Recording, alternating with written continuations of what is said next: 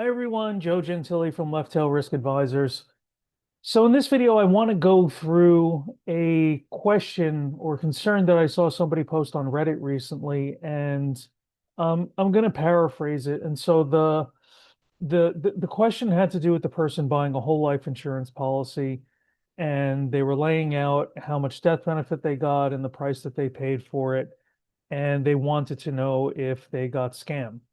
And the context of buying the life insurance policy was that one of the poster's children was a special needs child. And I think that was a big motivator for buying the policy. And very frustrating to read this post in some ways because the poster was really, in my opinion, completely focused on the wrong issues. So, number one, was the policy itself a scam?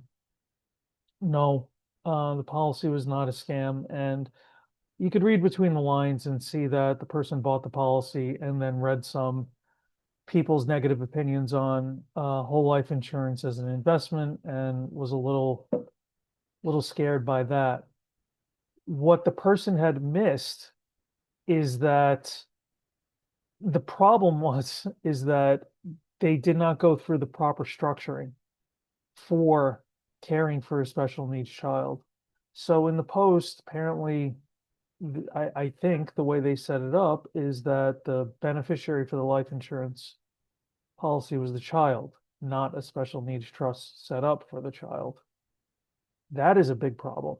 That is a big problem because when you have a special needs child and that child is going to rely on certain government benefits like Medicaid throughout their life, you want to make sure that the child has access to these programs and these programs are means tested.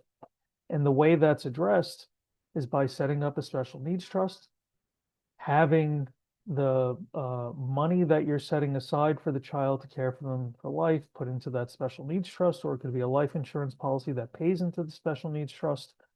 But that's a way to ensure that there's funds to take care of the child. And at the same time, they're going to qualify for means tested government programs like Medicaid. So the problem that I saw in this situation with this particular parent is that they clearly were working with an agent and buying this life insurance policy that was not educated on the intricacies of special needs planning. Had that agent been educated on that, there's no way that this situation would be structured this way. You would have an attorney involved who would structure a special needs trust. And if you decide that life insurance is how you want to fund that trust, and I think that makes sense for most people, you're going to have the trust be the beneficiary, or they're going to own the policy. You're not going to have the child directly be the beneficiary of the policy.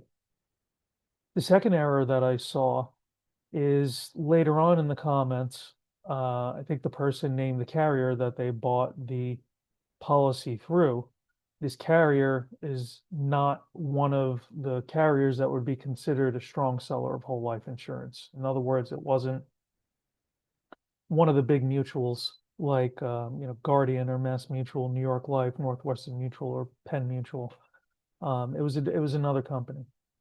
And over time, I think what we have seen is that those big mutuals are the most stable carriers. So if I were to place a bet and I wanted to make sure that no matter what, I want the highest probability that if I buy a life insurance policy, no matter how long from now that policy is going to pay out when it's supposed to pay out, I want one of those big mutuals.